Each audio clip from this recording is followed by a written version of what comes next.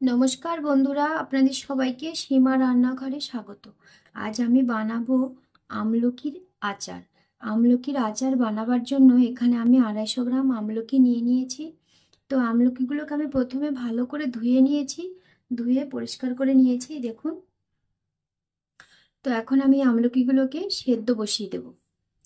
তো আমলকিগুলো সেদ্ধ করার জন্য উনুনে একটা আমি বাটি বসিয়ে দিয়েছি, বাটিতে জল দিয়ে দিয়েছি। জলটা এখনো গরম হয়নি, গরম হচ্ছে। তো গরম হতে থাক, আমি এখন দিয়ে দেবো আমলকিগুলোকে। সবকটা আমলকি আমি দিয়ে দিয়েছি। তো আমলকিগুলোকে আমি ভালো করে সেদ্ধ করে নেব। প্রথমে সাইডে আমলকিটা সেদ্ধ হতে থাক, আরেকটা সাইডে আমি বাদবাকি কাজগুলো করে দেখিয়ে দিচ্ছি। তো আমলকির আচার বানাবার জন্য, যেহেতু আমি মিষ্টি আচার করব না, ঝাল আচার, টক ঝাল আচার করব, তার জন্য আমি ওখানে 250 গ্রাম আমলকির সঙ্গে এখানে নিয়ে নিয়েছি 10 গ্রামের মতো কাঁচা লঙ্কা। তো কাঁচা লঙ্কাগুলোকে আমি ভালো করে ধুয়ে পরিষ্কার করে নিয়েছি। এখন কাঁচা লঙ্কাগুলোকে একটু ভালো করে মুছে নিতে হবে, যেন এক ফোঁটা জলও না থাকে। তো এই যে আমি একটা কাপড় নিয়ে নিয়েছি, কাপড়ে এইভাবে মুছে মুছে নেব আমি পরিষ্কার করে, যেন একটু জলও না থাকে লঙ্কাগুলোর গায়ে। পরিষ্কার করে শুকনো করে মুছে নিতে হবে, কারণ যদি জল থেকে যায় এক ফোঁটাও, তাহলে আচারটা নষ্ট হয়ে যাবে। তো নষ্ট হয়ে গেলে আপনার সমস্ত খরচা, সমস্ত পরিশ্রম সবকিছুই বৃথা। সেই জন্য যেন আচারটা ঠিক থাকে, সেই ব্যবস্থাই আমাদের করতে হবে।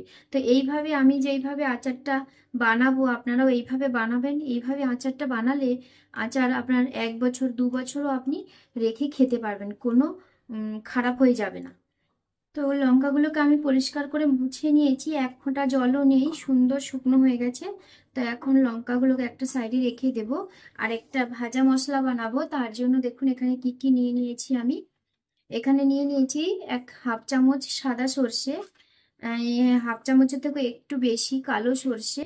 আর এখানে নিয়ে নিয়েছি মৌরি, জোয়ান একসঙ্গে, আর ধনের চাল, তো একসঙ্গে নিয়ে নিয়েছি। আর এখানে নিয়ে নিয়েছি গোটা জিরে 1/2 চামচ, আর ছোট ছোট সাইজের 4টে শুকনো লঙ্কা।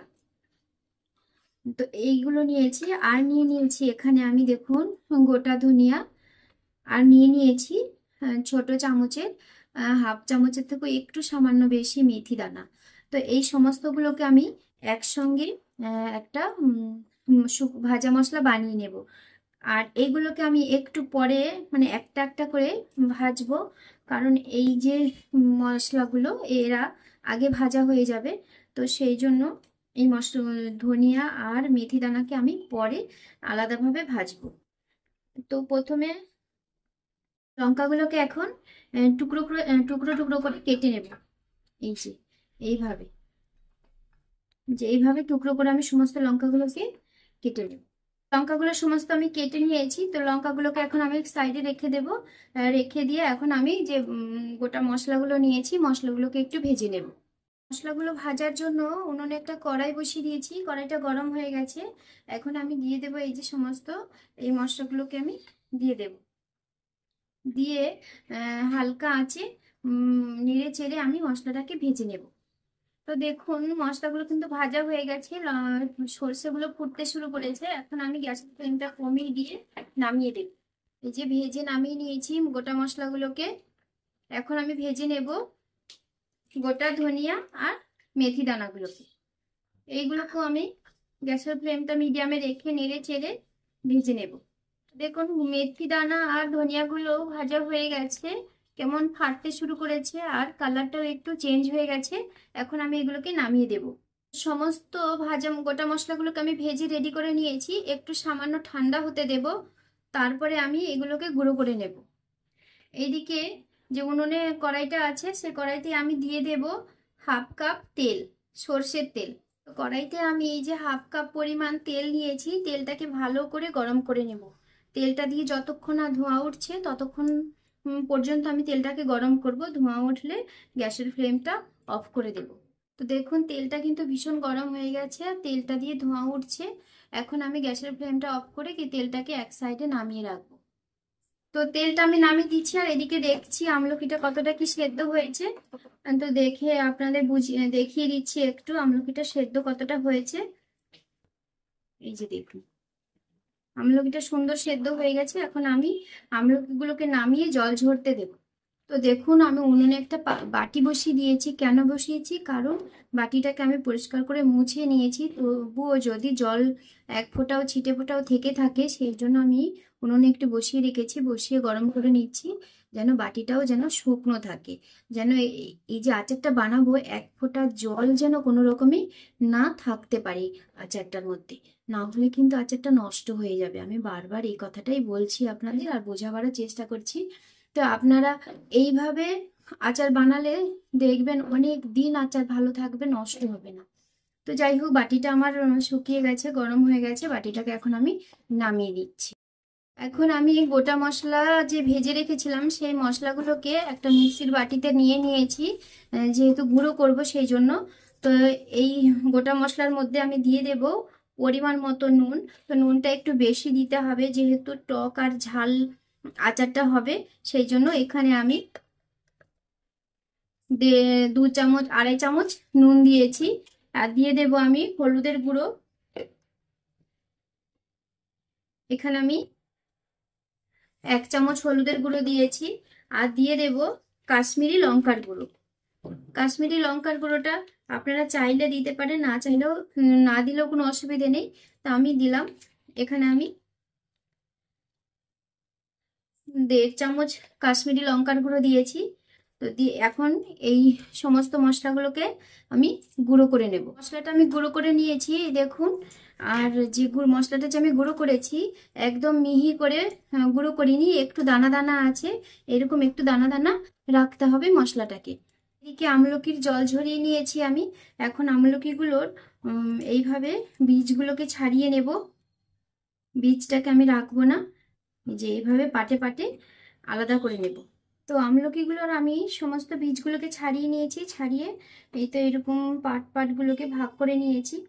তো এখন আমি আমলকিগুলোর একসঙ্গে আমলকি কাঁচা লঙ্কা আর মশলার একসঙ্গে মিশিয়ে নেব। পরপর দেখাবো, আপনারাও দেখতে থাকুন, স্কিপ করে যাবেন না, আমার সঙ্গে থাকুন, পুরো ভিডিওটা দেখতে থাকুন, তবে আপনারাও শিখে যাবেন আর ঘরে খুব সহজেই আচারটা বানিয়ে নিতে পারবেন। তো আমি কাঁচা লঙ্কাটা নিয়ে নিয়েছি। কাঁচা লঙ্কার মধ্যেই দিয়ে দেব আমলকিগুলোকে, দিয়ে ভেজে রাখা মশলাগুলো আমি দিয়ে দেব। এখানে আমি পুরো মশলাটা দেব না, এই যে এতটা পরিমাণ এখন রেখে দেব, যদি পরে প্রয়োজন হয় তবে দেব, না হয় দেব না। এখন এই আচারের এই উপকরণগুলোর মধ্যে দিয়ে দেব আমি যে তেলটা গরম করে রেখেছিলাম, সেই তেলটাকে এখানে দিয়ে দেব। এটা দেয়া হয়ে গেছে। এখন আমি এই সমস্ত উপকরণগুলোকে ভালো করে আমলকি আর কাঁচা লঙ্কার সঙ্গে ভালো করে মিশিয়ে নেব। দেখুন কত সুন্দর পুরো মশলাটা আর একসঙ্গে কেমন কোট হয়ে গেছে। তো দেখতেও সুন্দর লাগছে আচারটা। আর এইভাবে বানালে কোনো অসুবিধে থাকবে না, নষ্ট হওয়ার ভয় থাকবে না। তো সুন্দর মাখানো হয়ে গেছে। আমি খানিকটা মশলা তুলে রেখেছি, তাতে আমার এখানে নুনের পরিমাণটা কম হয়ে যাবে, তাই জন্য আমি আরও 1/2 চামচের মতো নুন দিয়ে দিচ্ছি। এবারে যত আচারটা পুরনো হবে তত নুনটা আমলকিগুলোর গায়ের ভেতরে গিয়ে পুরো সুন্দর মাখা হয়ে যাবে, নুনটা ঠিকঠাক মাপটা হয়ে যাবে, নুনটা আমলকিটা ঝাল ঝাল হয়ে যাবে আর লঙ্কাটা একটু টক ভাব আসবে। তো আচারটা কিন্তু খুব ভালো হবে খেতে। আপনারা অবশ্যই এইভাবে ঘরে একদিন বানিয়ে খেয়ে দেখবেন, দেখবেন ভীষণ ভালো লাগবে। এখন আমি একটা কাচের জার নিয়ে নিয়েছি, জারটাকে আমি ভালো করে শুকনো করে নিয়েছি। দেখুন ভেতরে কোনো জল বা ভেজা কোনো ভাব নেই।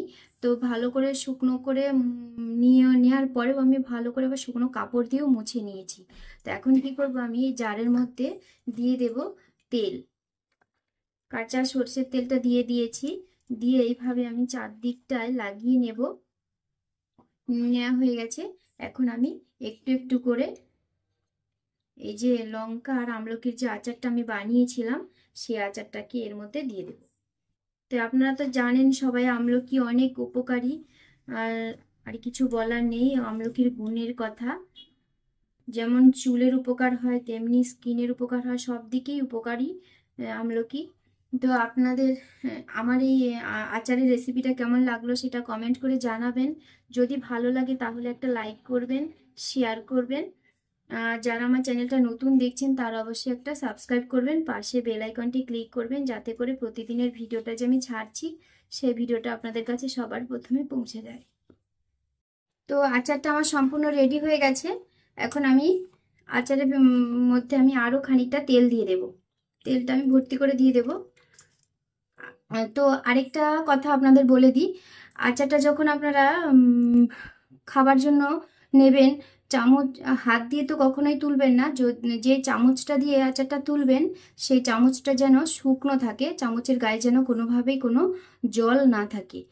তো এইভাবে আপনারা আচারগুলো ব্যবহার করলে আচার কিন্তু সহজে নষ্ট হবে না।